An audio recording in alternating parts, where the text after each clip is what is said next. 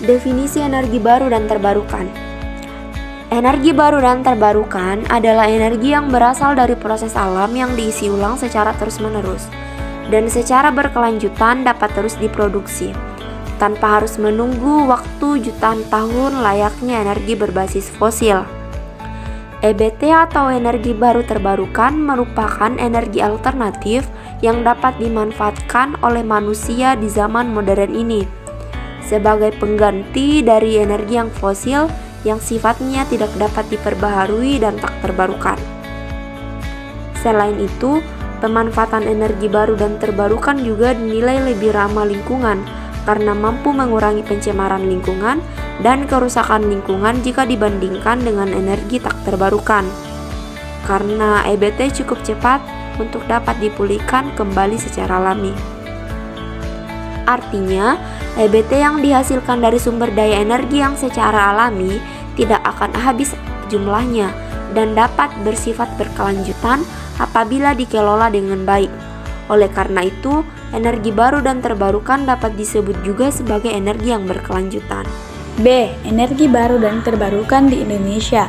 Indonesia memiliki potensi energi terbarukan yang tersebar di seluruh wilayah Indonesia, meliputi sumber energi surya, sumber energi air dan mikrohidro, sumber energi angin, sumber energi panas bumi, sumber energi gelombang laut, dan sumber energi biomasa.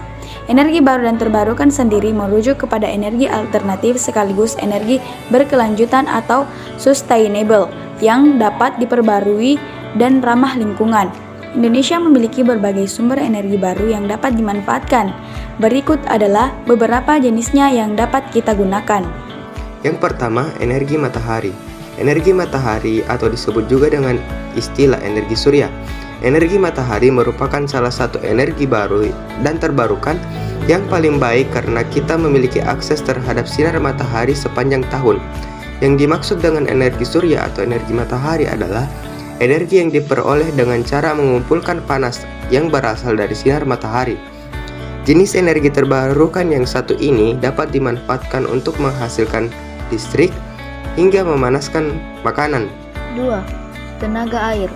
Di Indonesia, potensi tenaga air mencapai 75.000 MW, tetapi yang dimanfaatkan baru mencapai 10% dari total potensinya pada tahun 2014. Keunggulan yang pertama, bendungannya dapat dijadikan objek wisata.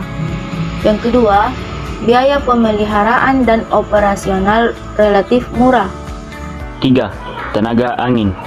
Secara alami, angin dihasilkan oleh tekanan udara yang terjadi karena adanya perbedaan temperatur pada dua tempat yang berbeda.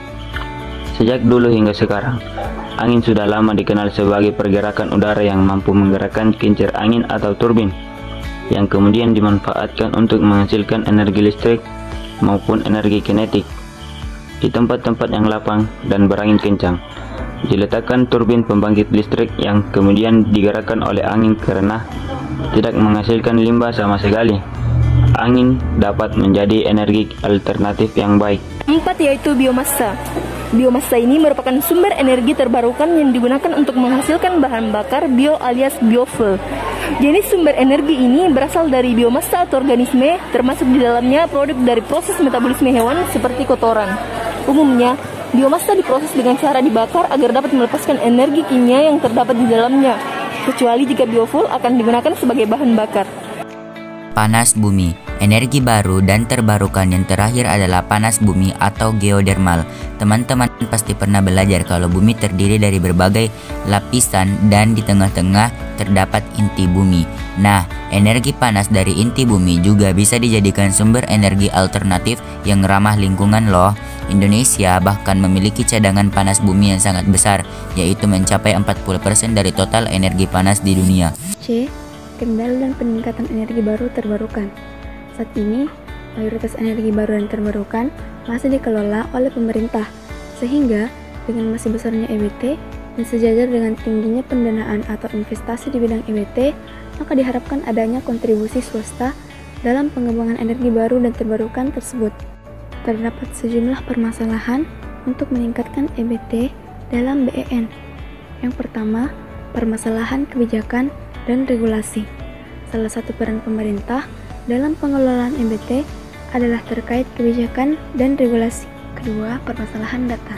Data potensi EBT umumnya digunakan oleh investor di bidang EBT sebagai data awal dalam pengambilan keputusan berinvestasi dan digunakan pemerintah sebagai rujukan pembinaan dan pengawasan. C. Aspek insentif dan pendanaan. Dengan kebutuhan investasi EBT untuk mengembangkan sistem energi di Indonesia, maka setidaknya terdapat gap kebutuhan investasi sebesar 98%. Jika hanya bergantung pada pendanaan pemerintah, kesimpulan dan saran perbaikan untuk meningkatkan kontribusi energi baru dan terbarukan. Ada 4 aspek. Yang pertama, aspek kebijakan dan regulasi. Kedua, aspek akurasi data EBT.